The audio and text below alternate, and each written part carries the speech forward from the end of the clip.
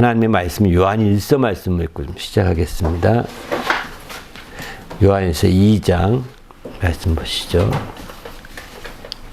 요한일서 2장 12절부터 14절 말씀 보고자 합니다.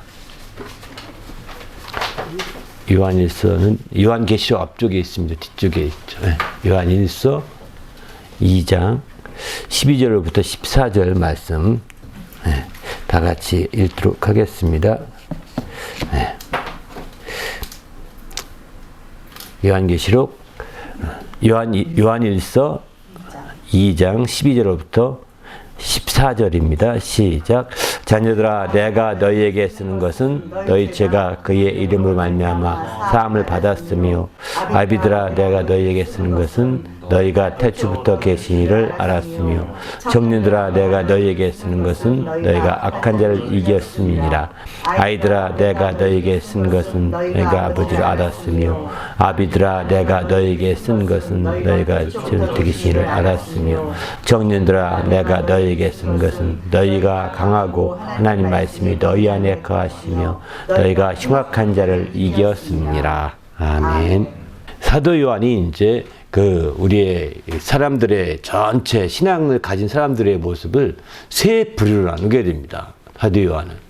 그래서 이제 아비의 그룹 또는 이제 청년의 그룹 그리고 아이의 그룹, 이렇게 세 그룹으로 나눠서 지금 이제 사도 요한이 이 사도 요한 일서죠. 사도 요한이 그 편지를 보내는 데 있어서 이제 각각 조금씩 다르게 포인트를 두고 썼다라고 하는 얘기거든요. 다른 더 세세하게 더 나눌 수 있습니다. 아이들이라고 한다면 더 진짜 아이들이 있고 청소년도 있을 수 있고 이렇게 나눌 수 있는데, 또 그렇게 안 하고 아이들아 이렇게 표현했고요. 또 청년들아 이렇게 표현했습니다. 또 아비들도 이제 젊은 아버지가 있고 늙은 아버지가 있잖아요. 그죠? 똑같은 아버지지만 다 젊은 아버지와 아버지들아, 늙은 아버지들아, 아비들아 이렇게 할 수도 있을 텐데 이렇게 안 하고 그냥 아비들아 이렇게 얘기했습니다. 그리고 이제 중간에 이제 가운데 싹 독립적으로 활동하는 청년들에 대해 얘기하고 있는 거죠. 중간에 아이도 없고 아이는 없고 아버지를 떠난 상태인 거죠. 자기가 아버지가 안 된 상태로 떠나 있는 상태. 아버지를 떠나죠. 대청년쯤 되면 거의 아버지 영향이 거의 없잖아요. 그냥 휙 하고 무시해버리면 끝나버리잖아요. 그죠? 그래서 이제 처음에는 그것 때문에 티격태격하지만 이제 얼마 안 지나면 그냥 아버지는 포기하는 겁니다. 일반적으로. 응? 포기하는 거죠. 그러고서 이제 그 청년들은 자기 중심으로 살아가는 거예요. 그렇게. 그 인생이 어떻게 될지는 나중에 문제고, 이래서 청년들을 별도로 이렇게 한 그룹을 세웠던 것 같습니다. 그런데 저는 이런 언급한 걸 보면서 신앙도 마찬가지일 수 있겠다 생각이 듭니다. 신앙도 이제 이렇게 세 그룹으로 나눌 수 있는 거죠. 신앙도 아이 신앙이라는 것은 아이는 어른이 없이 살 수 없는 아이들이거든요. 어른이 있어야 살 수 있는 거거든요. 아비가 없으면 아이들은 물론 고아는 어떻게 하느냐, 아비 대신에 고아원에 가는 거죠. 그렇게 해서 이제 누군가 보호자가 있어야 사는 게 이제 아이들입니다. 그러나 이제 보호자가 없어도 되는 이 그룹 중에는 이제 아비들이 있는 것이고, 그 다음에 청년들이 그 아비로부터 벗어나서 독립해 가기 시작하는 거죠. 독립해 가다가 또 청년끼리 만나서 또 아이를 낳고, 이렇게 해서 또 그렇게 나눠져 자꾸 세대가 분화돼 가는 것이죠. 이런 원리를 생각해 보면서 이제 사도 요한이 이제 오늘 읽은 말씀처럼 사도 요한 일서를 쓸 때 그렇게 세 그룹으로 쓰게 됩니다. 아이들아, 아비들아, 또 아이들아 대신에 자녀들아 이렇게 표현도 하죠. 같은 표현입니다. 그렇게 해서 쓰고 얘기하고 하는 그런 부류, 여기서는 그 내용을 바탕으로 해서 이제 생각을 좀 더 해보고자 하는 것이어서 이 내용을 좀 일부러 직접적으로 설명을 드리고 얘기하는 겁니다. 바로 이런 세 그룹을 통해서 이제 우리 신앙이 나누어진다고 보셔야 됩니다. 우리 신앙을 여러 그룹으로 나눌 수도 있긴 하겠지만 다양하게, 저는 사도 요한이 얘기했던 이 아비 그룹, 또 청년 그룹, 아이 그룹, 이 세 그룹으로 표현했던 것처럼 우리 신앙도 그렇게 표현하면 오히려 더 바람직하지 않는가 이런 생각이 들면서 우리가 처음에 말씀드린 것처럼 이 네 번째 시리즈에서는 기쁨 시리즈 네 번째에서는 신앙 단계별 기쁨들에 대해서 얘기한다고 그랬거든요. 예, 그런 차원에서 볼 때 이제 바로 이제 아비들의 단계, 자 밑으로 보다 시작하는 아이들의 단계 또는 이제 그 청년들의 단계 또는 아비들의 단계로 신앙이 성숙해 간다고 봐야 되겠죠. 그래서 그런 바람직한 신앙이 돼야 되는데 여기 초점을 가만히 보면 이해될 법합니다. 아이들에게서 강조된 신앙의 중심은요 죄와 관계된 부분이 많습니다. 죄. 왜? 아이들은 기준이 불확실하기 때문에 기준을 설정해 주는 겁니다.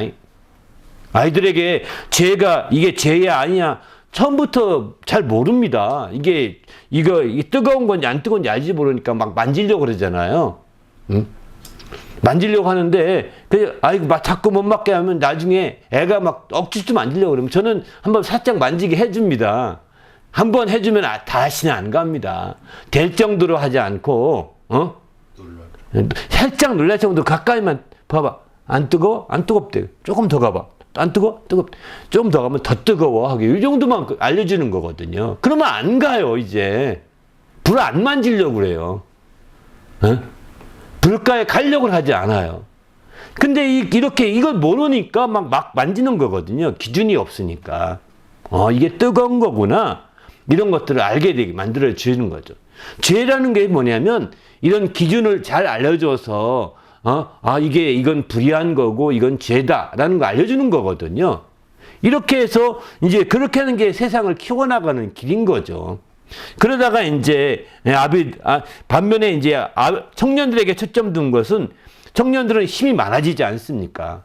그러다 보니까 이제 이기고 어떤 여기 보면 흉악한 자를 이겼다 이렇게 표현하는데 힘이 많아지니까 그의 의지로 웬만한 것들 극복할 수 있는 그런 길이 생기거든요. 아마 청년들은 그의 의지로 극복해 가는데 그런 나이가 점점 들어가 30대, 40대 넘어갈수록 의지가 약해집니다. 약해지면서 이제 청년 때는 막 극복을 했는데 청년 때는 며칠 밤새도 괜찮았었거든요. 근데 30대 가보시면 며칠 밤새면 이제 몸이 축납니다. 40대는 어떨까요? 며칠 밤새면 병납니다, 이제. 예? 이런 상태가 된다고요.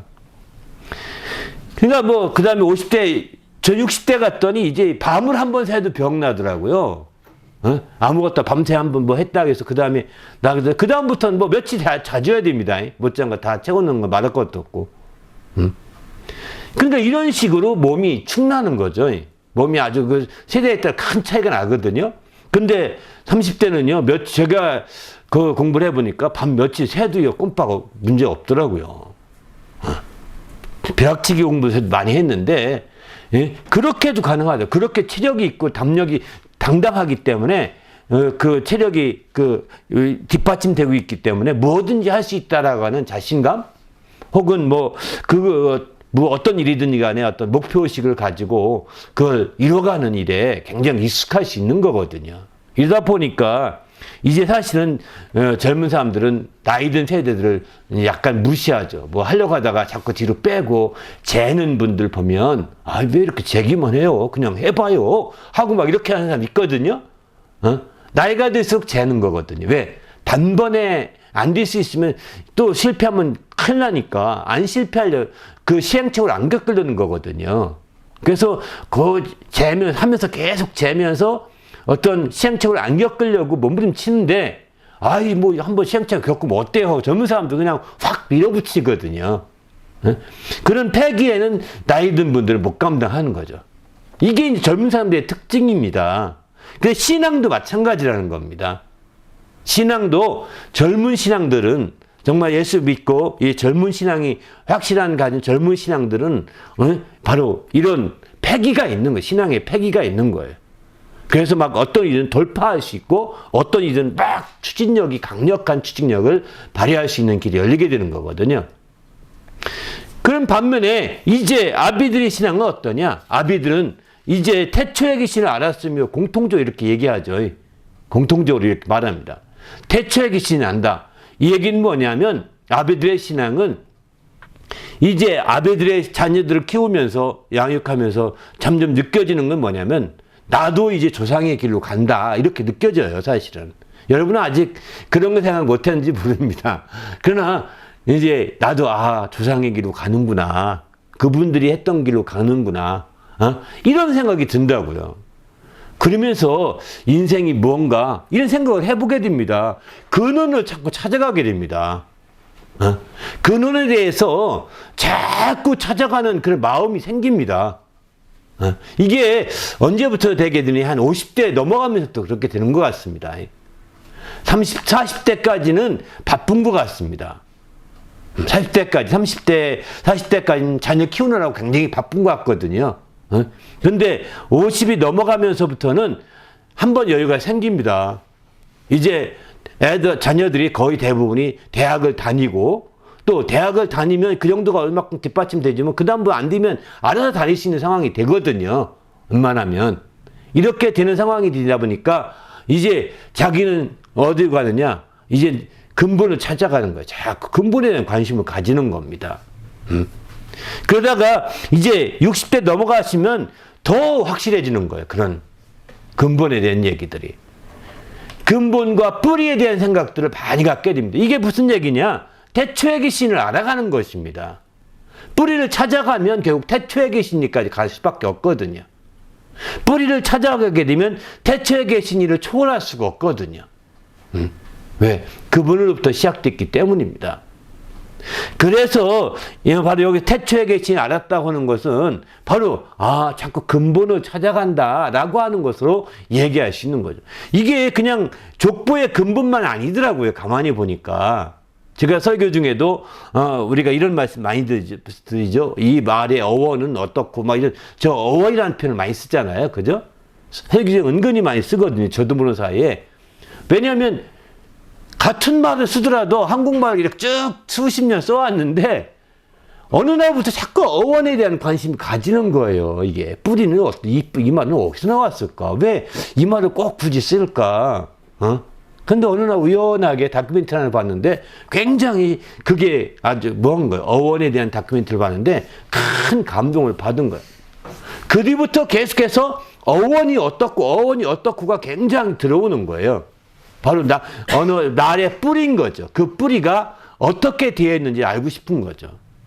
근데 그것이 우리말에는 진짜 아주 재밌습니다. 그 굉장히 깊은 어원을 갖고 있습니다.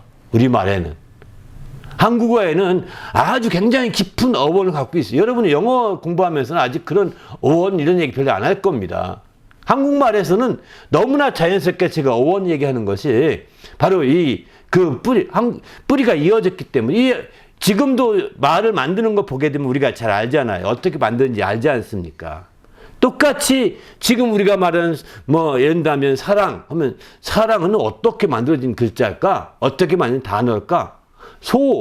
소망이잖아요. 그죠? 소망은 어떻게 만들어진 단어일까? 한자로 보면 이렇게 나오겠지만 처음부터 한자는 아니었다고 합니다. 우리말이. 이해되시죠? 우리말이었는데 한자도 종이 중에서 한자도 만들었고 이제 그 우리말을 표현하기 위해서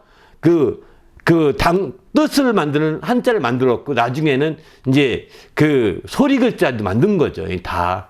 소리 글자는 한글이 되는 셈이고 물론 어떤 사람들 말하면 소리 글자로서 이미 가림토 문제가 있었다는 얘기도 하더라고요. 조선시대, 고주전 시대부터. 맞는지 아마 확인된 건 아니고, 주장하는 사람들 말이고, 이제, 어쨌든, 한문도, 지금의 한자도 우리 조상들이 그걸 만들었다고 합니다. 그래서 한자의 최초의 발음은 우리말이었다고 합니다. 그래서 우리는 한자를 그렇게 배우잖아요. 바람풍 하잖아요. 바람풍. 그죠? 그러면 중국에는 어떻게 배우냐? 바람풍 이런 식으로 안 배웁니다. 풍자만 배운다면요, 지금은. 네? 풍자만 배우는데, 이제 이 풍자의 고대 발음이 뭐냐? 바람이라는 거예요. 그거를 지금 각고 문까지 합해서 다 중국 한자들 연구하는 사람들이 지금 고정해 냈습니다. 우리가 쓰는 바람풍은, 우리는 너무나 자연스럽게 바람풍으로 배우는데, 예? 또, 뜻의, 하면 뜻의잖아요. 뜻의. 그죠? 의자를 쓰고 뜻의자 이렇게 배우잖아요. 여러분 아마 한번 안 배우면 그것도 모를 겁니다. 그런데 의자를 써놓고 뜻이라는 말을 쓰거든요. 어떤 의자는 옳다는 말도 쓰기도 하고요. 그죠? 아마 몇 글자를 알 겁니다. 이런데 그게 어떻게든 우리는 모르죠. 우리는 그렇게 처음부터 그렇게 배웠거든요. 한문도요. 근데 저쪽 그 중국에서는 뭐냐? 의만 아는 거예요. 의. 예? 오를 의자도 있고 뜻 의자도 다 의예요. 발음이 다. 근데 그게 옛날에는 달랐다는 거예요. 조금씩 발음이. 예. 그 거대에는 뜻이 한 뜻이 있고 또는 옳다는 뜻도 있고 이렇게 달랐다는 거예요. 그 발음 자체가. 그런데 지금에 와서 그것이 중국식으로 이제 우리의 훈이라고 그럴까요? 뜻보다는 훈을 중심으로 뭐 발음을 하게 된 거죠. 반면에 이제 중국에서는 이제 그것이 또 중국식으로 발음도 바뀐 거죠. 이렇게. 그죠? 그래서 뭐 바람풍자도 바람풍으로 하지 않죠. 뭐 뭐라고 하나요? 동자도 마우자 똥 이러잖아요. 예? 똥, 마우자 뚱이네 뚱. 동자도 뚱으로 발음하거든요. 말맞자도 마오 이렇게 발음하고요. 우린 말맞자인데 이 말말을 왜 말이라고 우리는 했는데 옛날에는 그 갑골문 시대에는 말이라고 썼대요. 이제 말만 써놓고서 이건 말을 표시한 거다 이렇게 했다는 거예요. 근데 그것을 발음하기 편하게 점점 내려오면서 말마 이런 식으로 만든 거. 한국에서는 동이족에서는 그걸 한자를 그런 식으로 활용한 거죠. 그러나 이제 제가 이 말씀 드리는 것은 이게 어원에 대한 것을 저도 관심이 없었었는데 저는 뭐 그런 국문과 출신이 아니거든요. 또 영문과 출신이 아니기 때문에 이런 부분에 대한 관심이 없는데 굉장히 그렇게 쭉 파고 들어가는 걸 보면서 그랬다는 것입니다. 그게 이제 놀라운 차이점이라고 얘기를 하더라고요. 이런 점에서 볼 때 지금 오늘날 우리의 영어 세계에서도 영어의 뿌리에 해당되는 라틴어가 있잖아요. 그죠? 라틴어 영어를 좀 더 깊이 공부하려고 한다면 라틴어를 안 하면 안 된답니다. 라틴어를 해야 영어를 깊이 알 수가 있다고 영어 세계를 말을 조성해내고 만들어갈 수 있는 길이 열린다는 겁니다. 그런데 라틴어는 알다시피 한참 라틴어의 언젠가요? 그게 얼마 안 됩니다. 라틴어는 이제 BC 한 300년 전후로 로마에서 쓰던 문자거든요. 헬라어 다음에 쓴 문자입니다. 그렇기 때문에 라틴어는 그런 어원을 연구하더라도 한계가 있는 것 같습니다. 그런데 한국말은 정말 아주 뿌리 깊은 고리버이기 때문에 굉장히 오래된 고리버였기 때문에 바로 이런 더구나 이 한자를 만드는 한국 사람, 동이족 사람들은 한자를 만든 동이족 사람들은 노화홍수를 경험한 사람들이다 이런 얘기도 합니다. 왜냐하면 그렇게 말하는 이유가 배선자를 만들면서 8명의 그 노화홍수를 겪었던 사람들 얘기를 담고 있다는 겁니다. 실제로. 또 에덴 동산에서 있었던 전후의 사건들을 한자에 모든 데 다 담고 있다고 합니다. 뜻 글자잖아요. 한자가. 그죠? 그 뜻을 저희 다 풀어놓고 있다고 합니다. 그래서 어쩌면 한자를 만든 동이족 사람들은 그 에덴 동산의 경험이나 또 노아홍수의 경험을 겪었던 사람들이 이쪽으로 와서 만든 것이 아니겠는가 이렇게 추측을 합니다. 역사학자들에 의하면. 네? 그런 추측을 하는데 그건 아직까지 입증된 건 아닌데 그러나 이제 그렇게 한자의 구조나 이런 것들 만든 거 볼 때 아마 충분히 그렇게 추정해 볼 수 있는 건 사실인 것 같습니다. 그러나 거기에 대해서 뭐 특별하게 어떻게 이제 입증할 수 있는 길은 없는 것 같습니다. 왜냐면 뭐 그런 어떤 문화적으로 그렇게 할 수 있는 것이 아니기 때문인 거죠. 그래서 우리는 이제 우리의 신앙이 아비 신앙이 되고 성장하면 성장할수록 자꾸 근원을 찾아가게 된다는 것을 제가 얘기하다 보니까 이렇게 길어졌네요. 아무튼 주님 안에서 우리가 여러분이 아마 이제 젊은 사람들은 근원? 무슨 근원이 필요합니까? 이렇게 할지 모르지만 당장 눈앞에 먹고 살기 힘든데 무슨 근원입니까? 이렇게 할지 당연하죠. 저도 그랬으니까요. 그러나 나이가 여러분이 40, 50 넘어가기 시작하면서 자꾸 간다고요. 제가 30대 50 넘으셨던 우리 작은아버지가 계셨는데 그분이 이제 자꾸 갔더니 맨 족보 얘기만 하시는 거예요. 그래서 하도 희한하다. 무슨 내가 뭐 안다고. 난 족부에 관심도 없는데. 에? 그래서 그렇게 했는데 나도 모르는 사이에 어느덧 내가 50대 됐더니 자 족부에 관심을 갖고 자꾸 그렇게 되는 거예요. 이게 신기합니다. 여러분이 아마 지금 제가 족부 얘기하면 아주 이상하다고 생각할 거예요. 아니 지금 어느 시대에 족부 얘기하십니까? 이럴지 모르는데 여러분이 50대, 60대 돼보십시오. 족부에 그 여러분의 그 근원에 대해서 찾아가게 된다니까요. 이게 참 신기합니다. 그래서 우리는 이제 신앙, 그 육신의 성장과 우리의 신앙의 성장도 같은 그런 것들이 있는 것 같습니다. 추구하는 바가 거의 엇비슷한 것 같습니다. 그래서 여기 이제 요한일서 오늘 읽은 본문을 통해서 세 단계로 구분하는 거죠. 아이의 신앙과 또 청년의 신앙과 아비의 신앙으로 구분하는데 각각 내용들은 조금씩 다를 수 있습니다. 그러나 이제 아이의 신앙에서는 죄와 관계된 것 중심으로, 청년의 신앙에서는 정말 능력과 관계된 것으로 해서 흉악한 자를 이겼다. 심지어 이렇게까지 말하고요. 또 아비의 신앙에서는 이제 태초에 계신 이에 대한 관심, 근원에 대한 관심을 두고 있는 것에 쭉 말씀하고 있는 거죠. 그런 것에 대해서 얘기하고 있다라고 이렇게 대략적이지만 제가 시간이 없어서 이렇게 설명드립니다. 근데 이제 오늘은 이제 사실은 이게 다 완전히 설명하면 한이 없고, 이 중에 첫 번째로 이제 아이의 신앙, 그 초기의 신앙의 초기는 어떤 기쁨들이 있느냐, 이런 부분에 대해서 나누려고 하는 겁니다. 신앙의 초기는 어떤 기쁨들이 있느냐, 곧 아이의 신앙을 가졌을 때 어떤 기쁨들이 있느냐, 또 마침내 또 이제 독립적인 신앙이 됐을 때가 청년의 신앙이라고 그러거든요. 중간에 청년의 신앙을 가졌을 때는 또 어떤 기쁨들을 가질 수 있느냐, 이렇게 우리는 생각해 볼 수 있어야 되는 거죠. 더 나가서 이제 아비의 말기에 가서, 정말 후기에 가서 이제 아비의 신앙을 갖게 되면, 우리 신앙이 점점 지나서 후기로 가게 되면 아비의 신앙이 되겠죠. 어떤 형태로든 되지 않겠습니까? 돼야 정상이고요. 그 되지 못하면 도중에 이렇게 탈락하게 되는 거, 자꾸 떨어져 가는 겁니다. 그래서 마침내 아비의 신앙이 돼갈 텐데, 그때에는 어떤 거냐? 태초에 계신을 알았다. 이렇게 얘기하고 있는 거죠. 그런 관계를 통해서 이제 그 기쁨의 단계가 이렇게 한 단계 이렇게 성장해 간다는 겁니다. 그냥 기쁨이 그냥 한 가지 기쁨으로 계속 가는 것이 아니라 성장할수록 기쁨도 성장해 간다. 성장할수록 기쁨도 발전해 간다는 것을 볼 수가 있는 거죠. 그렇지 못하고, 여러분 우리는 다 청년들 이상인데 정말 어린애 기쁨을 갖고 놀지 않잖아요. 그죠? 어린애의 기쁨이 뭔지 아십니까? 어린애들은 사탕 하나 주면 얼마나 기뻐하고 좋아합니까? 먹을 거 하나 주면 얼마나 기뻐하고 좋아합니까? 깔깔대고 좋아하고 그러잖아요. 우리는 그 수준은 아니잖아요. 그죠? 먹을 거 하나 줬다고 해서 막 그거 가지고 이거 아니잖아요. 그런 사람 지금도 있나요? 그럼 아직 유치한 거죠.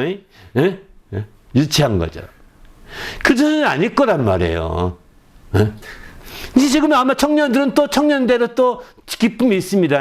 맛있는 거 먹고 또 재미있게 놀고 하면, 맛있는 것과 재밌게 놀고 하면 막 그게 기쁘고 즐겁잖아요. 어른들에게는 그런 것도 없거든요. 맛있는 거 먹어도 이거 다 나올 텐데 이러고 만단 말이에요. 한마디로 말해서. 너무 경험해요. 이건 또 이제 별거 아니라 먹는 거에 대해서 취미가 없어. 한마디로 말해서. 그냥 살기 위해서 먹는 거죠. 이게 어른들과 청년과 차이가 있는 겁니다. 그냥 있으니까 먹는 거죠. 이게 아주 별거 아닌 것 같은데 차이가 있는. 그러면 어른들은 무슨 재미로 삽니까? 할지 모르지만 어른들의 재미는 태초를 알고자 하는 재미인 거죠. 그래, 어른들이 다 족부 얘기하고 어른들이 다 집안 얘기하고 하는 거예요. 이해되시죠? 아마 어른 60 넘으신 어른들을 가만히 들어보세요. 집안 얘기하고 족부 얘기하고 가족 얘기하고 막 이런 얘기 하잖아요. 대부분이. 이게 뭐냐면 근원을 찾아가는 거예요. 이게 참 마음이 그런 거. 왜? 갈 데가 가까워서 그런 겁니다. 왜? 거기 가거든요. 여러분, 그 근원이라고 하니까 이상하죠? 끝과 근원은 같은 거거든요. 알파와 오메가라고 그러잖아요. 끝을 달려가는 거기 때문에 그 앞을 가는 것, 찾는 것과 끝 가는 것과 같은 개념이에요. 이게 여러분 이해 이상하게 생각하지 마시기 바랍니다. 알파와 오메가, 오메가가 알파예요.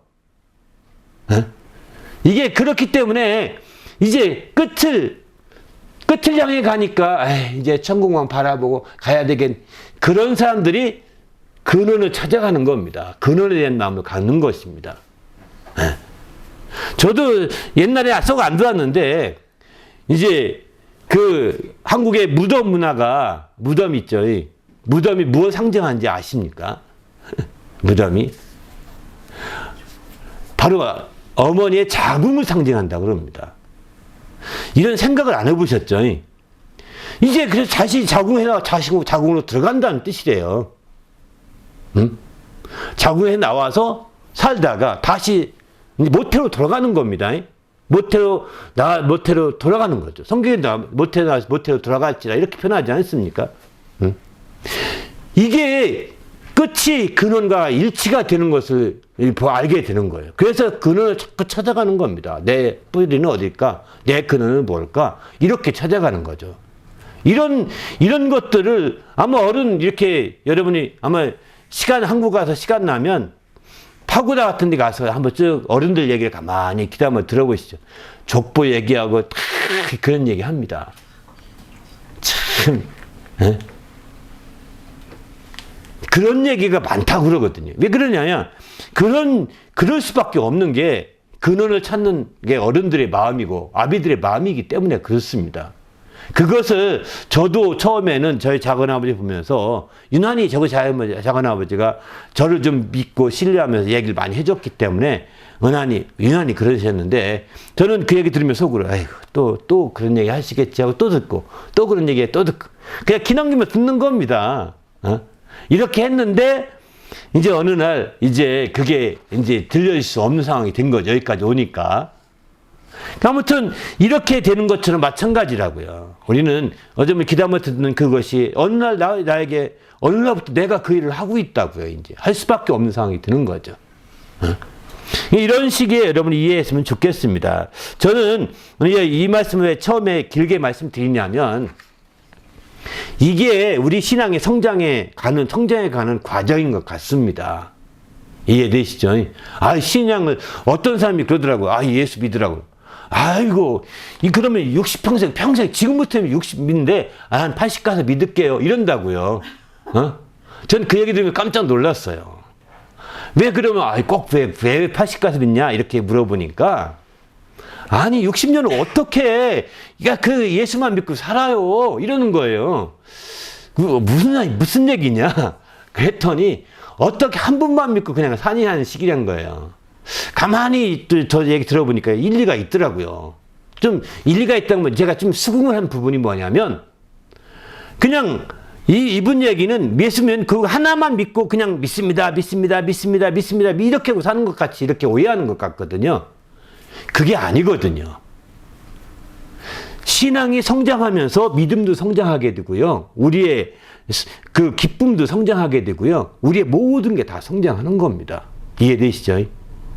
신앙이 성장하면, 물론 신앙이 성장하지 않고 나이가 들어가면서 또 기쁨의 모든 것들이 다 달라지기도 하죠. 이렇게 다 달라집니다. 기쁨의 대상도 달라지기도 합니다. 처음에는 엄마가 가장 기뻤고 아빠가 가장 기뻤지만 이제 청년이 되면 엄마 아빠가 아니잖아요. 애인이 가장 기쁘겠죠. 자기와 함께 룸메이트가 될 사람이 가장 기쁘겠죠. 친구가 더 기쁘겠죠. 그러나 이제 아비들이 되면 누가 뭐 기쁠까요? 이제는 자녀들도 점점 나의 아비가 되면 자녀들의 기쁨이 점점 사라지죠. 왜? 자녀들이 아비의 마음대로 아비의 뜻대로 다 하겠습니까? 점점점 다 독립해 가는데, 떨어져 가는데 붙을 수도 없습니다. 그러니까 이제 그들은 근원을 찾아가는 거예요. 근원을 찾아가고 근원을 이해하고자 하는 것이죠.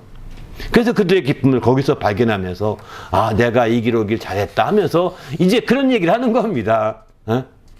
그런 것처럼 우리의 기쁨이 계속 변해가고요. 우리의 믿음의 성장이 계속 발전돼 가는데 이 사람들은 알지 못하고 그냥 우리 어릴 때 가진 믿음 그거 하나 붙들고 계속 평생 간증하는 것, 이게 오해예요, 신앙이. 신앙이 그렇게 끝나지 않습니다.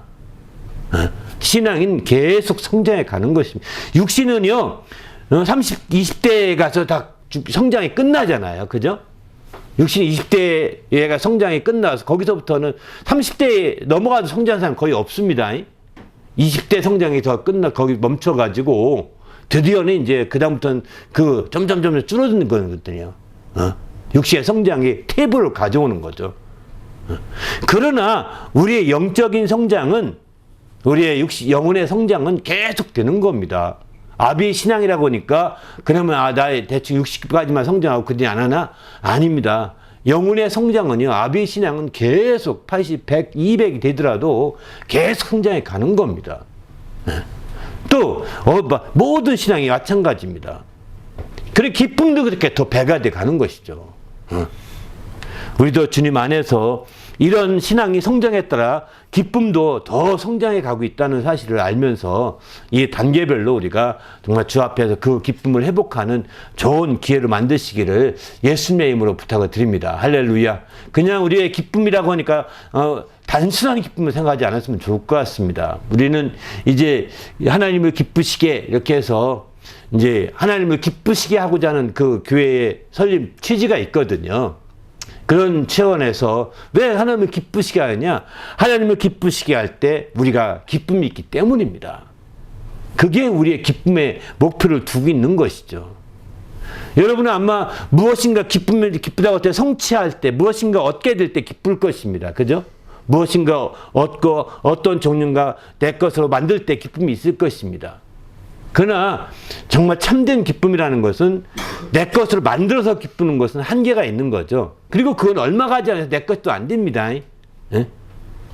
여러분이 열심히 공부해서 하나 깨달았습니다. 그 기쁨이 있지만 얼마 안 가서 그 기쁨이 사라져 버리잖아요.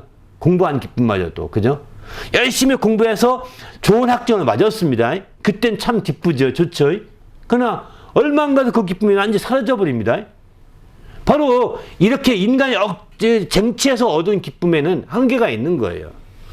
그러나 우리의 기쁨은 하나님을 기쁘시게 함으로 얻을 때 그 길은 그런 기쁨들이 참된 기쁨이라고 보는 것이죠. 이 땅에 없어질 것을 통한 기쁨을 통하여서는 참된 기쁨을 얻기 어렵다는 겁니다.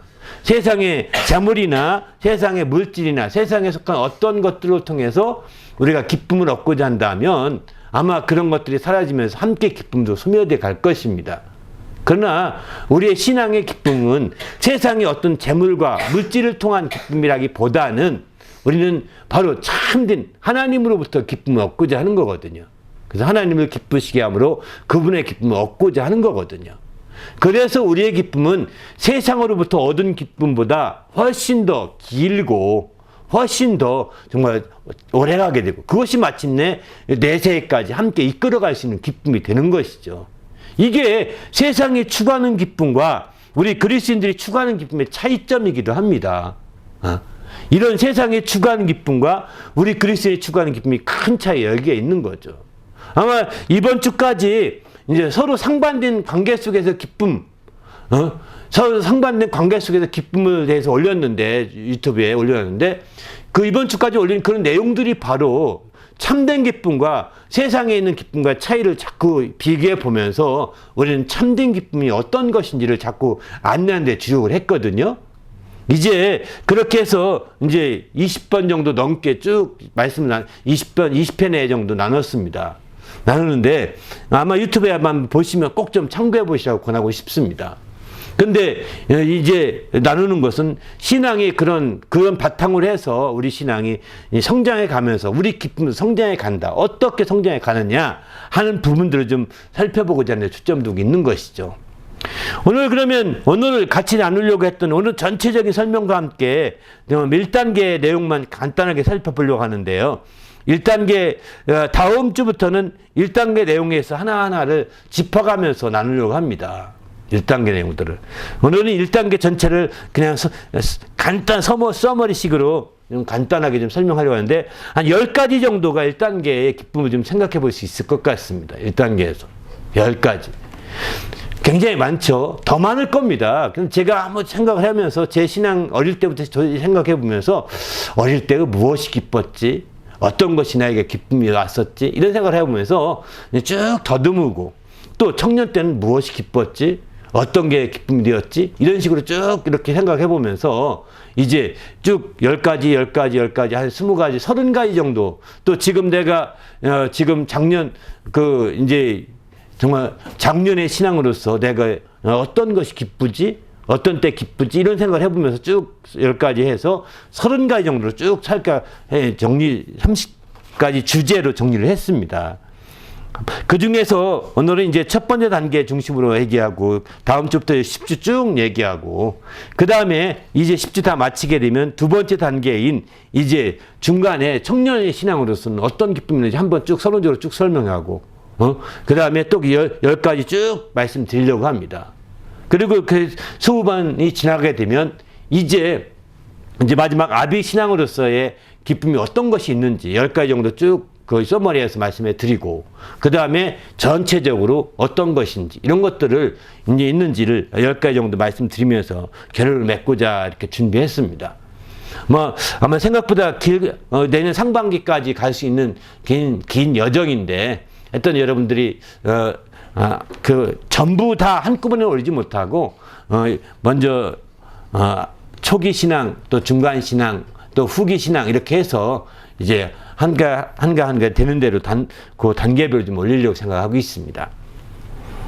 예. 그런 차원에서 먼저 1단계에서 처음에 1단계 초기 신앙에서 이제 기뻐하는 것들은 대개 어떤 것이냐? 아마 여기 참여하신 분 가운데 이런 것도 생각할 수 있을 것 같습니다. 아마 거의 공감하지 않으면 제가 혼자 생각이기도 한데요. 공감할 겁니다. 이제 지금 공감 못하는 것은 조만간 공감하게 될 기쁨이라고 저는 생각을 합니다. 처음에 제가 저 자신을 돌아보면서 생각해요. 처음에 교회에 온다. 저는 교회 안 다녔었거든요. 교회 안 다니다가 처음에 교회 가서 제가 느꼈던 몇 년 사이의 경험들을 바탕으로 지금 쭉 이렇게 생각한 겁니다.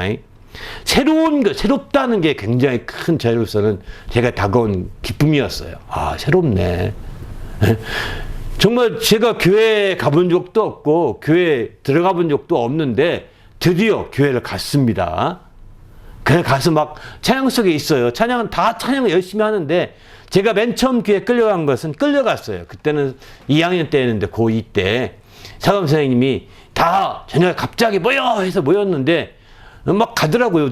출발! 하는데, 알고 봤더니 교회로 출발하는 거예요. 왜 그러냐 했더니, 부흥회가 있답니다. 그분이 사감 선생님 교회, 제가 다녔던 교회는 그때 예산 감리교회를 맨 처음 다녔는데, 예산 장로교회네요. 예산 제일장로교회를 맨 처음 다녔는데, 아니, 사감 선생님 그 교회를 다니는 거예요. 그래가지고 그 교회를 마치 이제 행진해서 가는 겁니다. 저녁 시간에. 이거는 다 교훈하는 시간이다. 그래서 막 가는 겁니다. 그래서 가서 다 줄 서서 가가지고 이제 거기서 듣는데 얼마나 따분한지 모르겠더라고요. 전혀 원치 않게 그냥 그런 식으로 그냥 막 사감 선생님 시키니까 가서 듣는데 막 찬송하는데 주위에서 막 찬송을 하는데 저는 찬송의 찬장도 모르니까 그렇잖아요. 찬송할 수 얼마나 좋습니까? 찬송하는 그 찬장도 모릅니다. 그러니까 가만히 있는 거예요. 옆에 가는 애들은 꽤 잘하더라고요. 왜 잘하느냐? 그때 당시만 해도 이제 저희 기숙사가 120명이었는데 이 120명으로 한 이유는 120문들을 키운다고 해서 그렇게 120명이라고 했다고 합니다. 성경은 그 교장이 예수 잘 믿는 사람이었는데, 또, 그래서 이제 예수 믿는 아주 그 집사를 사감으로 세운 거예요, 사실은. 그 학교도 그렇게 해서 막 하려고 한 거예요. 그런데, 그렇게 하는 바람에 이제 120명의 어떤 문들을 키우겠다. 예수님의 12제자 다음에 120명을 키워내지 않습니까? 이렇게 한다고 한 취지로 이제 그렇게 했다고 하더라고요. 전 처음엔 120명이라는 얘기를 그러니 들었는데 기억도 안 났는데 나중에 했더니 그 얘기 생각이 나더라고. 그래서 저도 120명 중에 하나가 들어갔습니다. 그래서 이제 그렇게 갔는데 이게 얼마나 힘든지 말할 수 없죠. 알지도 못하는 데 가서. 그런 반발이 있음에도 불구하고 사감의 명령이니까 꼼짝 못하고 가는 거예요. 그리고 위에 선배들이 다 끌고 가니까 그냥 꼼짝 못하는 거죠. 뒤로만 궁시렁대는 것 뿐이죠. 그렇게 해서 갔는데, 그러니까 가서 교회 가서 제가 한 일은 뭐냐면, 교회가 어떻게 생겼지, 뭐지, 교회 성도들은 어떻게 지내지, 뭐 가지고 하는 거지, 옆에 구경하는 겁니다. 이렇게 내내 이렇게 틈틈이 계속 구경하면 미안하니까 못하고, 이 교회는 어떻게 생겼지. 아마 처음 가면 다 그렇게 할 수밖에 없잖아요. 그죠? 왜? 당장 따라갈 수는 없고 하긴 힘들잖아요. 물론 이제 간 김에 한번 열심히 해보자는 말 적극적으로 따라가는 사람도 있습니다. 근데 그렇게 하기보다는 여러분이 우리 교회 다니다가 다른 교회 한번 가더라도 마찬가지일 거예요. 다른 교회는 어디가 뭘까? 뭐 이렇게 자꾸 틈만 나면 이렇게 찾아봐주고 또 쳐다보게 되는 그런 경우를 많이 보게 되는 거죠. 어쩔 수 없습니다. 이렇게 하면서 알아져가는 새로운 것들이 있다는 거죠. 이 교회는 참 예쁘네. 이 교회는 참 좋네. 이 교회는 참 가정적, 분위기도 느껴지겠죠? 가정적이네. 이 교회는 참, 뭔가 좀, 그 청가대가 참 자꾸 트이는 것 같아. 그게 유난히 트이는 거 느낄 수도 있거든요. 예, 트이는 것 같다. 이럴 수도 있고요. 하여튼 여러 가지 면에서 여러분이 느끼는 게 새로움이 있다는 거예요. 왜? 그런 그룹에 교회라고 하는 그런 교회에 처음 갔기 때문에 느껴지는 그 낯설다고 할까요? 그런 것들이 분명히 있기 때문에 그런 거죠. 낯설기 때문에 나타나는 현상이기도 한 거죠. 이런 새로움들에 대해서 여러분들이 이제 체킹해보게 되는 거죠. 그런 것들을 낱낱이 객만 생각해보면 그 나름대로 기쁨이 있습니다. 여러분이 교회 갈 때 괜히 그냥 무관심하지 말고 가서 여기 괜히 갔어 이러지 마시고 적극적으로 내 간 김에 여긴 내가 첫 경험이니까 어떤 게 새로운 거야, 뭐가 문제가 되는 거야, 이렇게 찾아보시면 여러분이 후회하는 시간은 안 될 겁니다. 어느 교회든 간에 여러분 처음 갔을 때 그냥 무조건 끌려가 있다는 이유 때문에 굉장히 원치 않게 끌려갔을 때는 정말 마음속에 투절투절 되면서 불만과 원망을 하면서 있기 쉽거든요. 그러기보다는 오히려 더 적극적으로 임할 필요가 있는 것 같습니다. 그러면 오히려 거기서 작은 소소한 기쁨을 발견하게 됩니다. 소소한 기쁨을. 그렇게 해서 마침내 이제 놀랍게 될 수 있는 것이죠. 우리도 주님 안에서 교회 처음에 간 사람들이 발견하는 이 소소한 기쁨이 뭔지 한번 여러분이 찾아보시기 바랍니다. 두 번째는 이제 그 교회 외형이라든가 모양, 그 어떤 분위기라든가 이런 걸 통해 보는 거지만 두 번째는 사람들이죠. 교회 가서 만난 사람들, 평상시에 같이 옆에 있는 사람인데 그 교회 다니는 사람이 같이 갔다 올 때는 평상시에 기숙사에서는 별로 그 친하게 안 해줬거든요. 근데 교회 가니까 굉장히 친하게 또 해주더라 이거죠. 네? 왜 그 괜히 나에게 과잉 친절하지? 이렇게 오히려 이상할 정도로 잘 해주거든요. 그 이유가 거기서부터 이제 사람들이 이렇게 교회 가니까 사람들이 이렇게 해주는구나, 이렇게 해주는구나 이렇게 느껴지게 되는 거죠. 여기로부터도요 여러분 느끼는 그런 소소한 기쁨이 있습니다. 그걸 왜 그러나 예수님이 날 떼먹을 게 있나? 이렇게 의심하지 마시고 나 알지 못한 뭐 떼먹을 게 뭐가 있겠습니까? 그잖아요.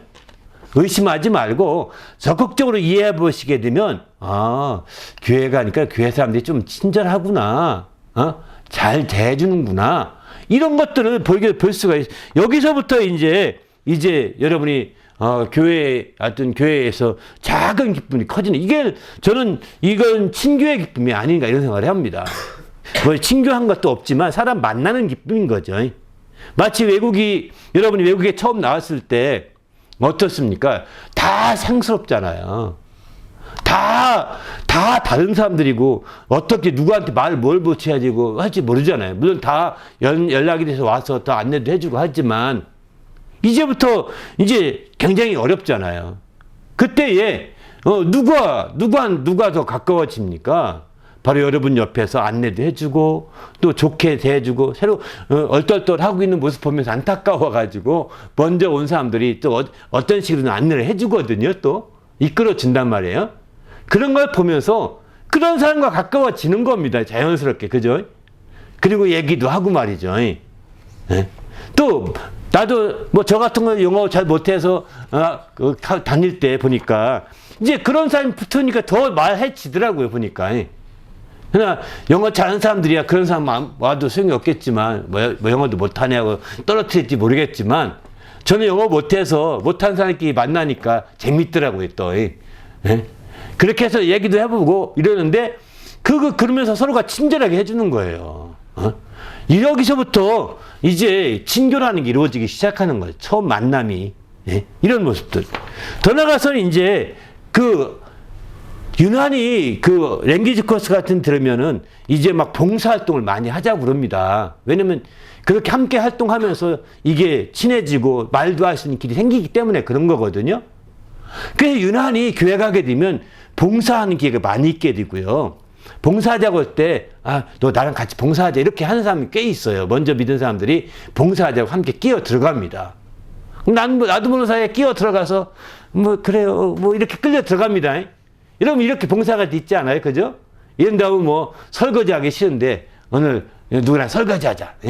이렇게 해서 설거지 할 때 싫지만 하면서 이제 설거지 하면서 얘기하고 이러면서 대화가 되는 거예요. 왜? 그 전에 대화할 때는 뭔가 목적의식 하는 것 같지만 설거지하며 대화할 때는 다른 일을 하며 대화할 때는 목적이 없는 거예요. 그냥 흐르는 대로 얘기하는 거거든요. 그 편한 대화가 되는 것이죠. 그러면서 그런 봉사하면서도 새로운 관계가 형성돼 가는 거죠. 이게 처음에 느껴지는 그런 대표적인 기쁨이라고 볼 수 있어요. 저 찬양 여러분 교회 와서 찬양을 제대로 해본 사람 있습니까? 물론 노래 잘하는 사람이나 찬양을 제대로 하겠죠. 악보를 읽는 사람이나 제대로 할 것입니다. 악보를 읽는 사람이라고 한다면 어쩌면 그는 이제 그가 음악을 배울 때 이미 찬송이라든가 관계된 걸 이미 배웠을지도 모릅니다. 그럼에도 불구하고 이제 그 찬송은 새로울 수도 있습니다. 그런 찬송을 이제 처음에는 다 입을 꾹 다물고 있지만 자꾸 우물우물해진다고요. 그리고 따라 하는 거죠. 이렇게 하게 되면서 찬송도 배우게 되고 찬송하면서 또 옆에 사람들 얘기 보게 되고 이렇게 되는 거죠. 찬송하는 기쁨도 여기서 조금씩 배우게 되는 거죠. 더 나가서 이제 찬송뿐만 아니라 이제 성경에 대한 것도 처음에는 성경도 안 들고 가고 성경도 없으니까요. 성경 읽는다는 거 큰 의미도 없고 또 큰 가치도 없다 생각할 것입니다. 그런데 이제 얼마 채 하지 않으면 내가 성경 하나 사줄게. 대개 교회 가는 사람들에게 성경을 사준다고 이렇게 얘기합니다.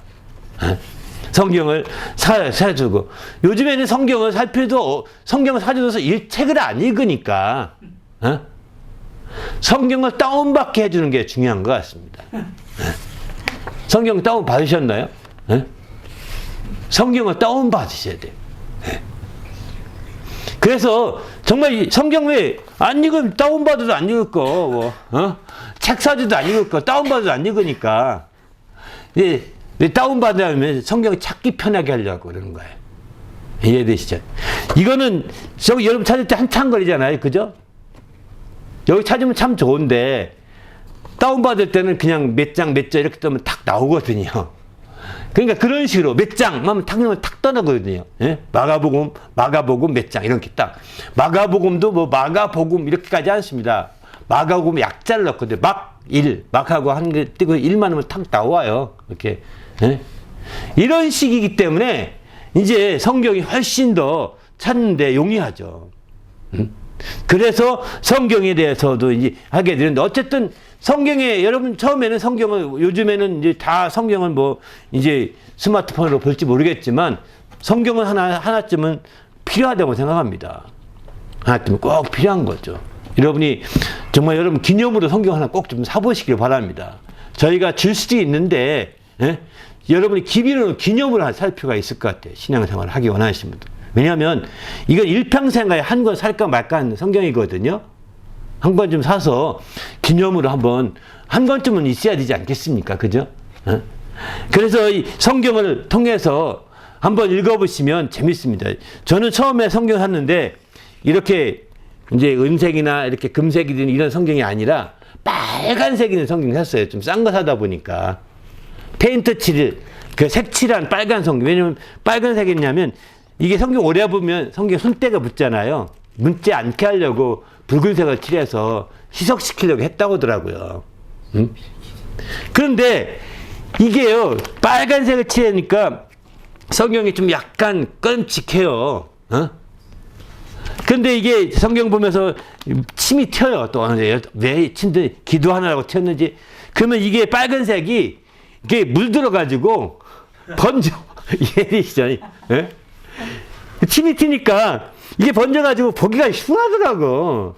그래서 이게 안 좋다 했더니 요즘에는 빨간색 성경 안 나오고 거의 금이나 은박이나 이렇게 박인 성경에서 훨씬 좋은 것 같습니다. 그래서 이 쉽게 찢어지지 말라고 이렇게 한 것 같으니까 성경 하나씩 꼭 구입해 보시면 좋을 것 같고요. 아무튼 이렇게 해서 성경을 통해서 이제 기쁨을 발견하셔야 되는 거죠. 좀 크게 되면. 성경을 통해서 기쁨이 이제 발견되게 되는 것이죠.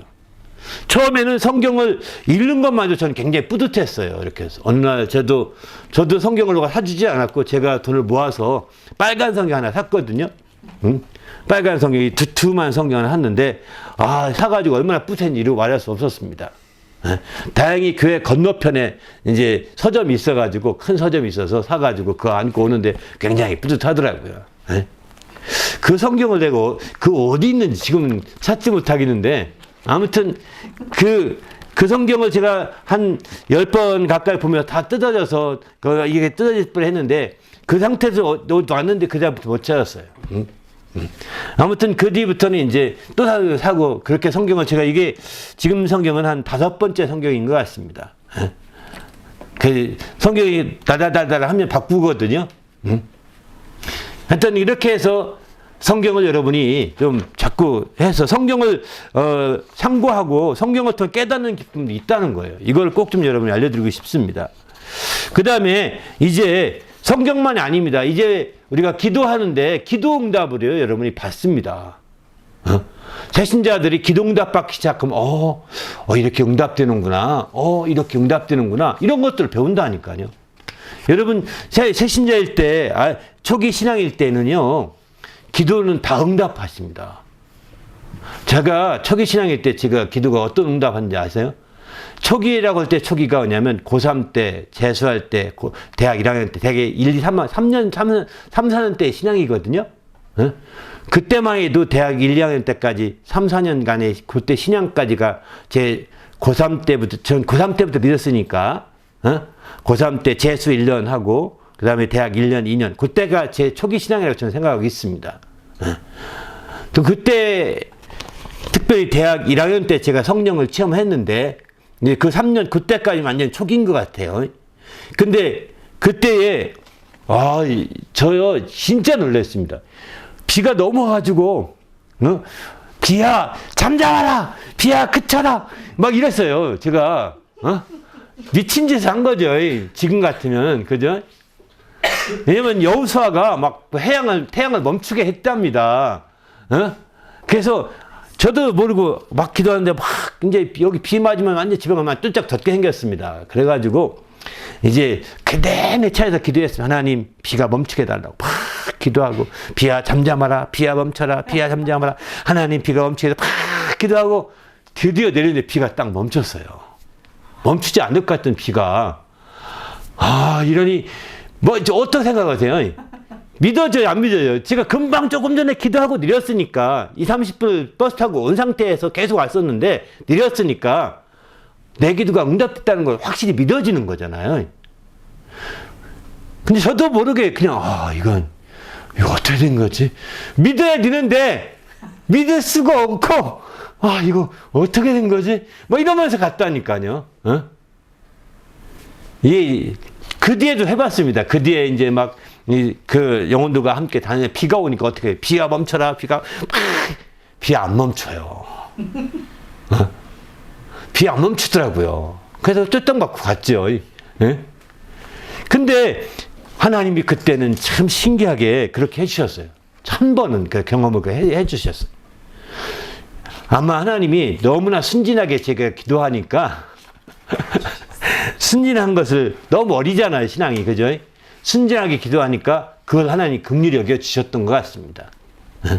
그리고 마침내 또 세상만 맞다나 또 공교롭게 딱 때가 맞은 거기도 한 것 같습니다. 그게 하나님의 응답이라고 저는 확신하는 거죠. 그렇게 해서 우리는 이제 기도 응답을 누리는 기쁨을, 저는 그게 처음 제가 느꼈던, 실제 이런 자연을 통해서 기도했던 응답 중에 그게 가장 큰 첫 응답이었는데 놀랐습니다, 사실은. 이렇게도 응답이 된다는 걸 너무 놀라가지고, 이게 대학 1학년 때 제가 겪었던 그 경험인데, 이럴 수도 있는 거구나. 막 이런 생각이 들면서 놀랐습니다. 아무튼 이렇게 기도 응답하는 거요, 이거 경험할 수 있는 좋은 기회입니다. 초기 신앙일 때. 그러니까 여러분이 난 기도할 줄 몰라요. 아닙니다. 마음의 소원도 아신다고요, 하나님. 여러분이 기도하는 것을 표현하시면 됩니다. 하나님, 난 무엇이 필요합니다. 왜 필요한지 아십니까? 하나님께 왜 필요한지까지 설명되면 좋습니다. 이해되시죠? 여러분이 이렇게 기도할 때는, 대표 기도할 때는 많이 들으셨잖아요. 그런 기도를 여러분이 따라서 처음부터 하려고 하면은 기도가 안 됩니다. 왜냐면 그분들은 기도 생활을 하루 이틀 한 게 아니거든요. 그냥 기도를 수년 동안 해왔기 때문에 어떤 상황에도 기도할 수 있거든요, 그분들은요. 그런데 아마 초기의 신앙인데 그게 안 될 거예요. 그래서 하나님께 여러분 마음속에 있는 걸 다 털어놓는 겁니다. 저는요, 이거 꼭 필요해요. 왜 그러냐면요, 하나님이 아시겠지만 저는 이래서 필요한 거예요. 좀 하나님이 도와주세요. 좀 이걸 어떻게 얻어서 이걸 잘 할 수 있도록 길을 열어주세요. 이렇게 막 주님께 설명하는 거예요. 기도로 브리핑을 하는 겁니다. 기도는 주세요가 기도가 아닙니다. 청구하는 게 기도가 전부가 아닙니다. 그건 기도의 작은 부분일 뿐입니다. 사실은 정확히 표현한다면 왜 그것이 필요한지 사유를 설명하는 시간도 많이 필요합니다. 그리고 그것이 응답됐을 때 나는 어떻게 할 것입니다. 라고 어떻게 쓸 것입니다. 계획도 발표할 필요가 있어요, 하나님 앞에서. 그러면서 하나님, 이 일에 하나님의 정말 영광이 나타나기 원합니다. 그냥 내 개인적인 영광이 나타날 것 같으면 이렇게 기도하지 않을지도 모릅니다. 그러나 하나님의 영광이 이 관계된 일에 나타날 수 있도록 정말 하나님 응답해 주세요. 막 이렇게 기도하는 거예요. 이해되시죠? 기도 자체의 방향을 좀 바꿔가는 겁니다. 그러면 여러분의 아마 기도응답은 더 많은 기도응답으로 체험될 수 있는 기회가 생길 것입니다. 많은 사람들이 기도했는데 응답을 못 받고 있다, 이런 얘기를 많이 듣거든요. 응답이 받는지 안 받는지 모른다, 이런 얘기를 많이 듣습니다. 이분들은 그저 뭐뭐 해주세요만, 자기 필요한 거 막 그냥 가서 내세우는 거죠. 이런 식으로만 기도한 거지, 이거는 바람직한 기도의 모습은 아닙니다. 오직 하나님의 뜻에 맞추어서 그 이름의 영광에 합당한 기도를 할 때 우리가 확실한 열매를 볼 수가 있는 것이죠. 우리도 주님 안에서 그런 기도들이 될 수 있기를 부탁드립니다. 할렐루야. 더 나아가 7번째는 용서, 속죄에 대한 기쁨이죠. 아마 틀림없이 교회 초기 신앙에 많이 듣게 되는 것이 죄라는 문제일 겁니다. 죄라는 문제를 계속 많이 듣게 될 것입니다. 허물, 죄, 이런 것들, 이런 표현들을 여기 마찬가지 아까 읽었던 본문에서도 이제 저희 죄를 사하였으며 제3에 대해서 얘기하고 있지 않습니까? 초기 신앙에서는 어린아이들에게는 왜 그러면 죄를 많이 하느냐? 어린아이들에게는 죄라는 개념이 없기 때문에 개념을 깨우치게 한 것입니다. 죄가 뭔지 모릅니다. 애들이 거짓말 하는데 그게 거짓말이 죄인지 모릅니다. 그래서 어른들이 그건 나쁜 거야, 이렇게 하고 가르치잖아요. 그죠? 옳고 그름을 가르쳐 주려고 하는 거거든요. 그리고 죄를 또 한다, 그러면 너 빨리 잘못했다고 해, 이렇게 해서 회개하라고 말하잖아요. 왜? 이거 잘못했다고 해야 되는 거구나. 이거는 잘못했다고 시인해야 되는 거구나. 이것들을 깨우쳐 주는 거예요. 만일 죄라고 하는 개념이 어릴 때부터 갖고 있으면 뭐 그럴 필요가 없는데 어린아이들에겐 그게 없습니다. 그런데 신앙생활 해도 마찬가지. 신앙생활 초기에는 신앙의 죄라는 게 뭔지 몰라요. 아무 죄 안 졌는데요, 이러고 끝나거든요. 난 죄요? 나는 죄 없이 사는데요. 죄 안 짓고 사는데요. 왜? 이 대부분이 죄 안 짓고 사니까요. 그렇지 않습니까? 특별하게 죄 짓고 사는 사람들이야 다 쉽게 용납할지 모르겠지만 요즘에는 다 착하게 살잖아요. 대부분이 많이. 응? 왜? 옛날같이 막 없어 살 때는 싸우는 것도 많고 다투는 것도 많고 또 몰래 뺏어먹는 것도 많고 막 그랬거든요. 넉넉한 시대에는 뺏는 것도 없고 다투는 것도 있나요? 응? 학교에서 뺏어먹는 게 있나요? 학교에서 뺏어먹지 않아도 다 넉넉히 점심 다 나오잖아요. 응? 저희 때는 점심 도시락을 몰래 중간에서 형들이 도시락을 뺏어 먹어요. 어? 같이 가자 해가지고 들고 가가지고 도시락 뺏어 먹고 보낸다니까요, 학교를. 도시락 없이 학교 생활 하는 사람 있어요, 그렇게 해서. 그런, 왜, 뭐, 어려운 시대였기 때문에, 먹고 살기가 어려운 시대이기 때문에 그렇게 하는 거예요. 또, 이제, 근데 지금 시대는 안 그렇잖아요. 그냥 그렇게 살다 보니까 죄라는 개념이 없는 거예요. 근데 이제 그 육신적인 어떤 몇 가지 잘못한 것만 죄의 개념으로 들어서다 보니까 더 그럴 수도 있는 거죠. 근데 어쨌든 교회 안에 들어가게 되면 처음에 초기에는 죄가 뭔지 허물이 뭔지 이런 얘기를 많이 듣게 될 것입니다. 그리고 회개해야 된다 이런 말을 많이 듣게 될 것입니다. 이런 데 있어서 우리가 알다시피 이제 그런 죄의 개념이라든가 이런 것들을 알지 않게 되면 어려운 거죠. 그래서 죄가 뭐냐 이런 개념들을 쭉 설명해 주면서 이제 그 얘기하게 되고 또 회개를 깊이 회개할 것을 얘기하고 있는 거죠. 특별히 이제 용서의 기쁨을 누리기 위해서는 숨은 허물을 깨달으셔야 됩니다. 우리가 허물이라고 할 때 허물 중에 그 숨은 것이 아니라 겉으로 드러난 허물이 있고요. 속으로 숨은 허물이 있거든요. 겉으로 나타난 허물이 있고 속으로 아직 나타나기 전에 있는 허물을 숨은 허물이라고 표현하는데 여러분 나타난 허물 중에는 대개 그 뭐냐 거짓말하는 거, 또 이렇게 상대방에 대해서 약간 깔보는 거, 뭐 거만하게 대하는 거 이런 게 다 이게 다 허물이지 않겠습니까, 그죠? 잘난 체하는 게 다 허물이죠, 이게 그죠? 그러나 그런 몇 가지가 안 된다고요. 근데 그거 외에도 내 속에서 들어있는 허물이 많이 있습니다, 숨은 허물들이. 속으로 말은 못하지만, 에이그, 저 자식 저거 잘난 체 또 하네. 속으로 무시하잖아요. 그죠? 이런 게 굉장히 많습니다. 그리고 깔봅니다. 에이, 저거, 에이구, 내일 하면서 속으로 깔보죠. 얕보죠. 그러면서 이제 그런 사람을 우리 왕따시키기도 하고 말이죠. 또 자기도 못하다고 해서 왕따시키기도 하고 이런 식으로도 한단 말이에요. 이게 다 왜 그러면 그렇게 할까요? 숨은 허물이 있기 때문에 그런 거예요. 숨은 허물을 그런 식으로 행동하는 거거든요. 그런 것들을 깨달으셔야 됩니다. 말씀을 알면 이런 숨은 허물을 깨닫게 됩니다. 왜냐하면 말씀을 모르면 이런 숨은 허물을 깨달을 길이 없거든요. 그래서 초기에는 몰라도 아마 신앙생활의 초기 지나가 1년, 2년, 3년 지나가면서 아, 나도 죄가 있구나. 나도 허물이 많구나. 나도 참 회개해야 되겠구나. 이거 알 수밖에 없는 거예요. 왜? 그런 것들이 말씀을 통해서 자꾸 기준이 세워지다 보니까 하나님 말씀이 기준이 세워지다 보니까 그런 것들이 세워져서 새롭게 되게 되는 것이죠. 그렇게 해서 마침내 깨달은 만큼 그 주님의 속죄를 받을 수 있게 되는 거거든요. 죄를 깨닫지 못하고는 속죄받지 못합니다.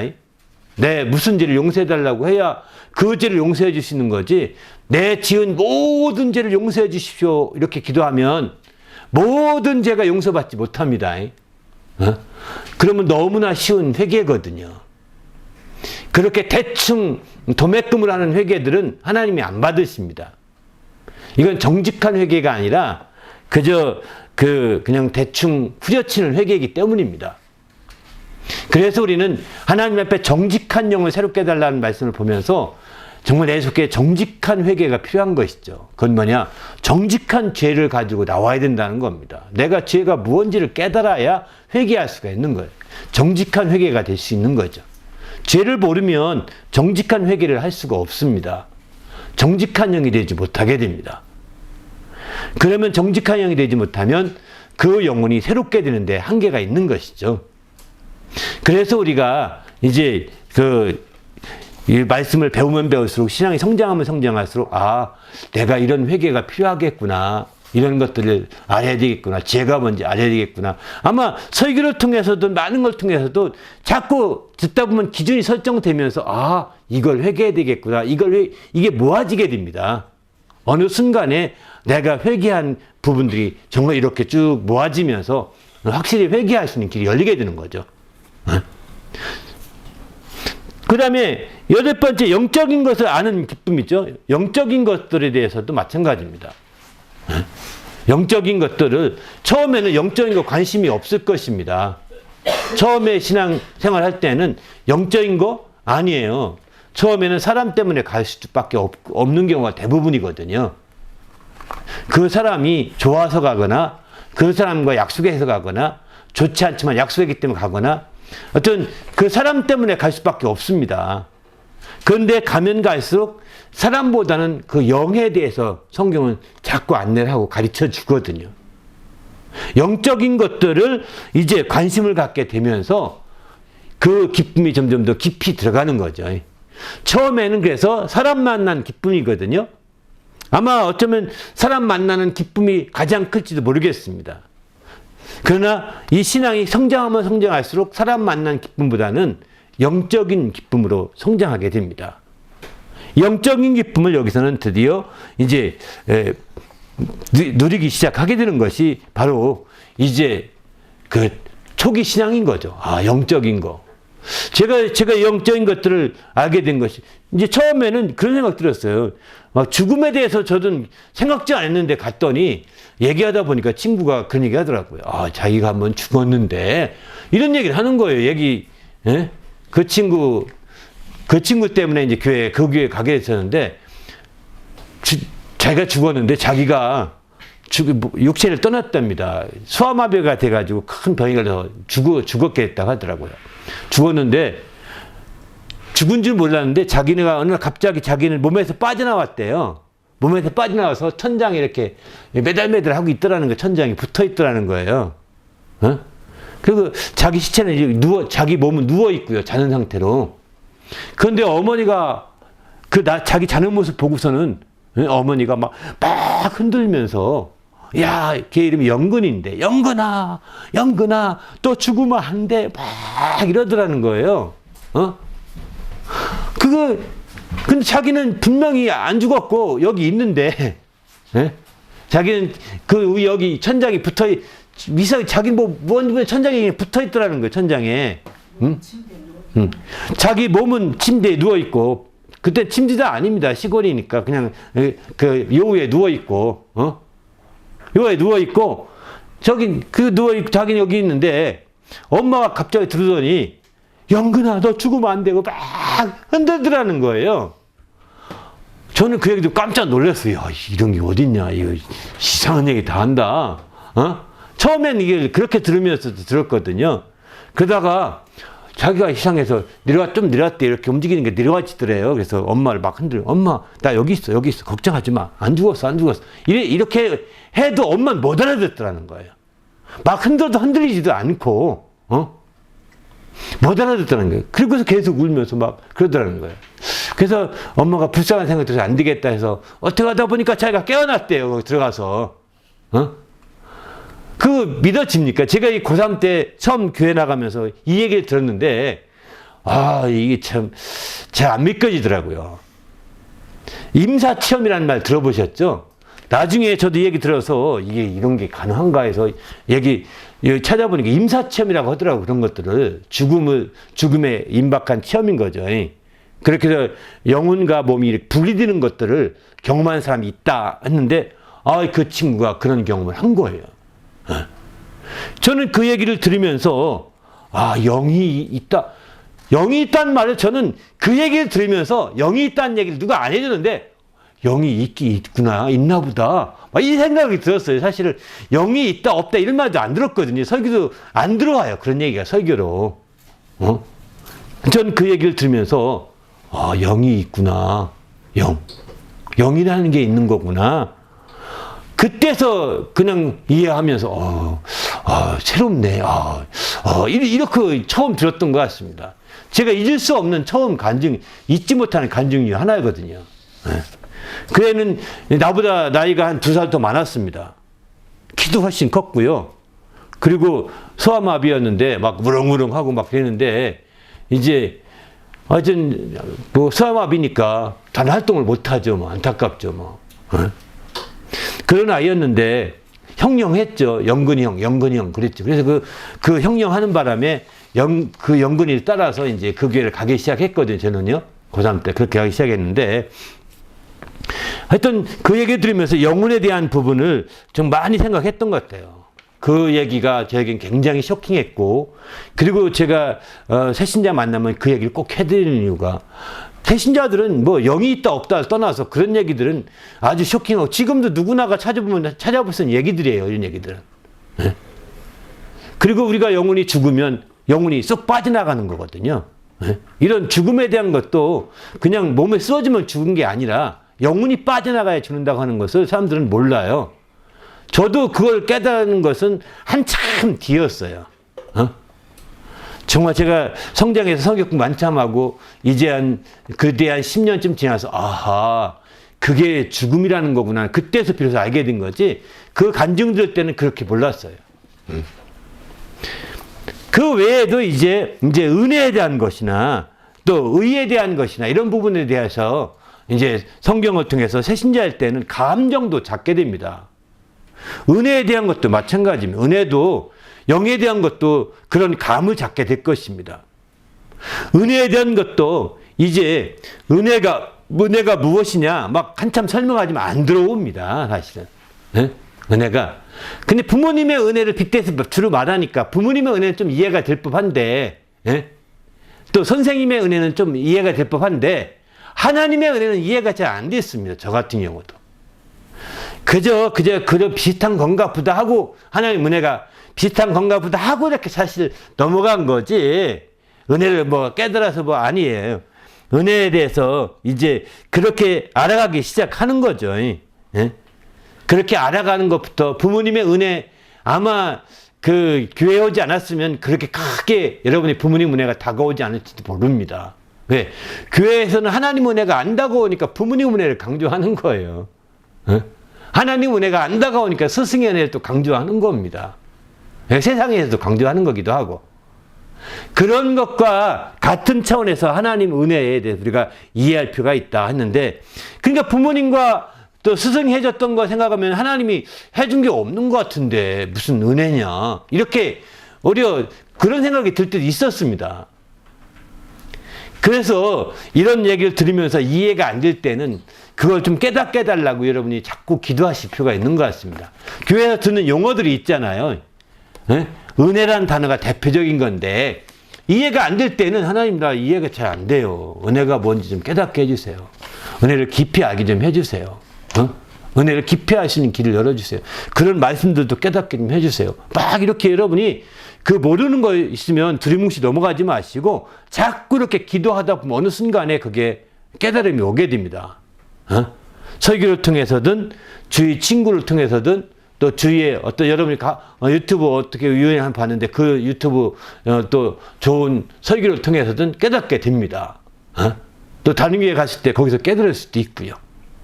여러분이 어쨌든 들으면서 내가 이해가 안 가고 알쏭달쏭한 문제가 있으면 이상하네 이렇게 끝나지 말고 알쏭달쏭한 문제를 얼른 기도 중에서 한번 잠깐 기도할 필요가 있는 거예요. 하나님 이상합니다. 잘 모르겠는데 좀 깨닫게, 이 문제는 깨닫게 해주세요.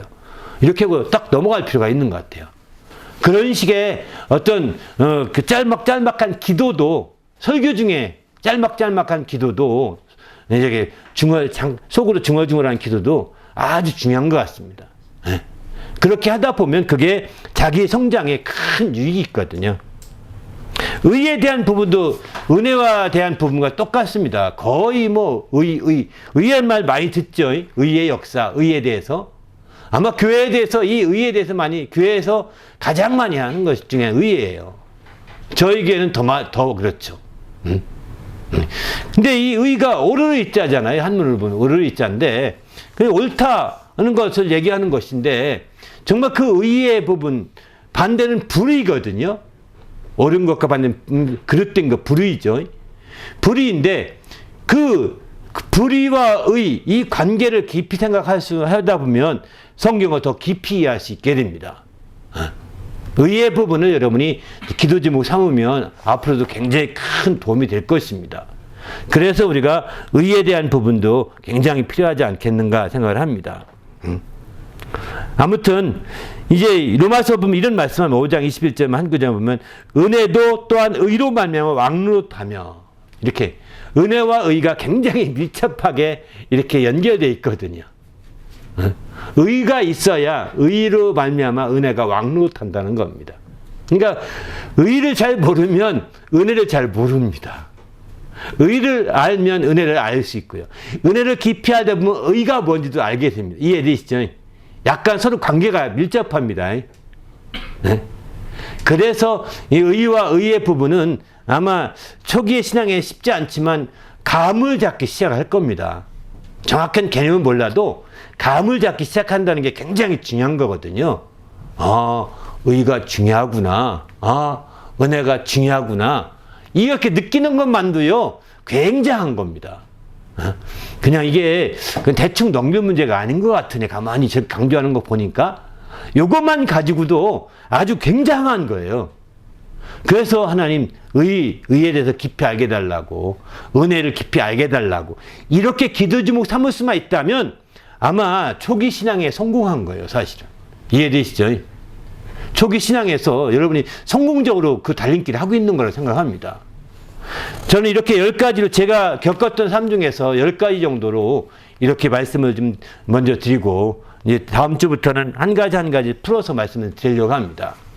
한 10주 정도 계속해서 이 10가지를 나눌 텐데, 아무튼 주님 안에서 우리가 초기에 우리의 아이와 같은 신앙일 때, 초기의 신앙일 때 정말 우리의 자신을 돌아보면서 내가 그런지, 아니면 이게 부족하다면 지금이라도 그런 신앙을 경험하게 해달라고 궁금해야 그 다음으로 올라가기 쉽거든요. 이런 경험이 없으면 그 다음 단계로 성장이 안 됩니다.